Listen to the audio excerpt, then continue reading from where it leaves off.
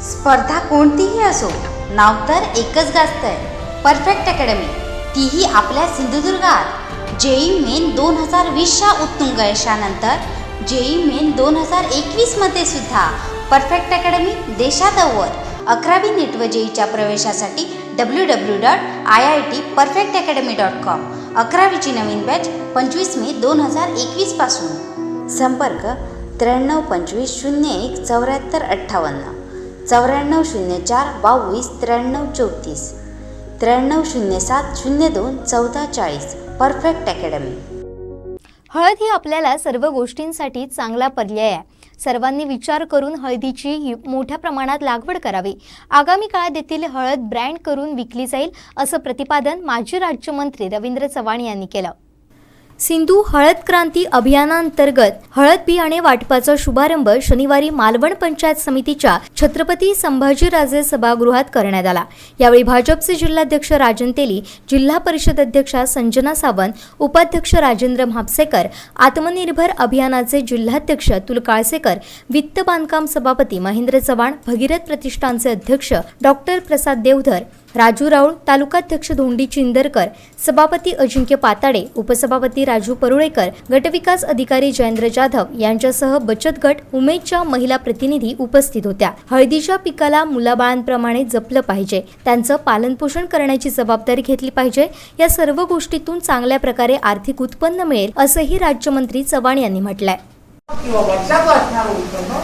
याच्यामध्ये आपल्याला वाढ होणं अपेक्षित आहे आणि आपल्याला लक्षात आलं पाहिजे की हळद ही आपल्याला या सर्व गोष्टीसाठी एक अत्यंत चांगला असा उपाय आहे। आणि म्हणून तुम्ही आणि आम्ही सर्वांनी असा विचार करून या हळदीचं मोठ्या प्रमाणामध्ये लागवड करणं अत्यंत गरजेचं आहे। आज भगीरथ प्रतिष्ठानच्या माध्यमातून डॉक्टर देवधरजी असतील, डॉक्टर एडवार प्रकल्पाच्या माध्यमातून या सगळ्या हळदीचं होणारं सर्वच्या सर्व जे तयार होणारं जे मटेरियल आहे किंवा जे पीक आहे ते पीक एकत्र केले जाणार आहे, त्याच्यामधून जे तयार होणारा जे ब्रँडने ही हळद कुठेतरी विकली जाण्याची जी प्रक्रिया आहे ती सुद्धा विचारली गेली आहे।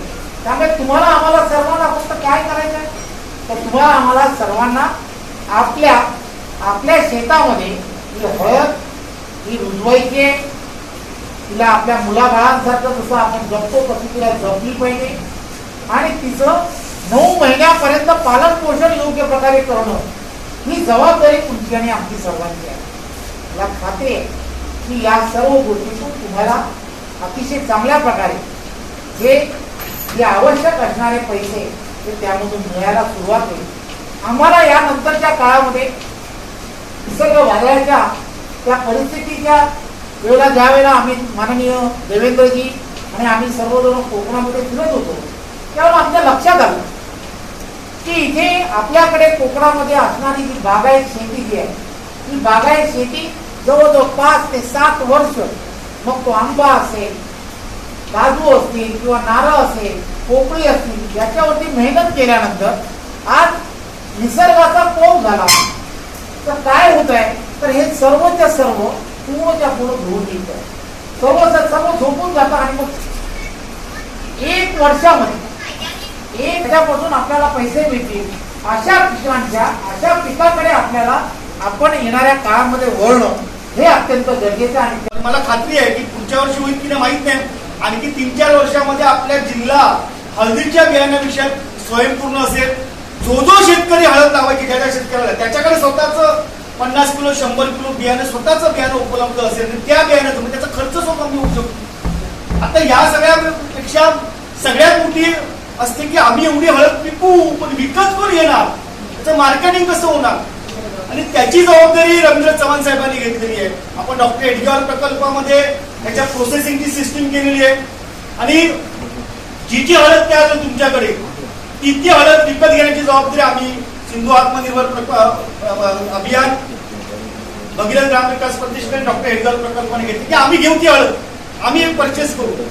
त्यामुळे तुम्ही काम करा, तुम्ही हे प्रयोग करा, तुमच्या मागे सिंधू आत्मनिर्भर अभियान रवींद्र चव्हाण साहेब खंबीरपणे उभे आहेत आणि मला पूर्ण खात्री आहे की भविष्यामध्ये जे आपलं स्वप्न आहे की जिल्ह्यामध्ये हळद क्रांती झालं पाहिजे, पीक परिवर्तन झालं पाहिजे, दुबार उत्पन्न शेतकऱ्यांना मिळालं पाहिजे, हे सगळे संकल्प रेट मिळेल की नाही शंका होती आणि त्याचं गणित बसत नव्हतं. आणि ही जो अडचण आम्ही रवींद्र चव्हाण साहेबांना सांगितली की त्यांनी म्हटलं की आपण गेल्या वर्षी जो प्रयोग राबवला तो प्रयोग यावर्षी आपण पुन्हा राबवूया आणि त्यांच्या सहकार्याने यावर्षी पुन्हा आपण हळदीचं बियाणं आपल्या जिल्ह्यामध्ये उपलब्ध करून दिलं. असं आहे, एका गावाला साधारण 3 लाख रुपयाची हळद पावडर लागते. 3 लाखाची म्हणजे तुम्ही गणित करा, आपले 740 गाव गुणिले असा जर हिशोब केला 3 लाख तर साधारण 3.5 ते 4 कोटी रुपयाची हळद आपली डेली डोमेस्टिक कन्झम्पशन आहे. म्हणजे विकणं लांब राहिलं त्याचे आपण ते करावं. काल माझ्या डोक्यात सहज आलं, जिल्हा परिषदने त्याच्यामध्ये पुढाकार घ्यावा. पहिलं अपडेट आणि पहिल्या बातमीसाठी सबस्क्राईब करा कोकणचं नंबर 1 महा चॅनल सिंधुदुर्ग लाईव्ह. लाईक करा, शेअर करा आणि हो, बेल आयकॉनला क्लिक करायला विसरू नका.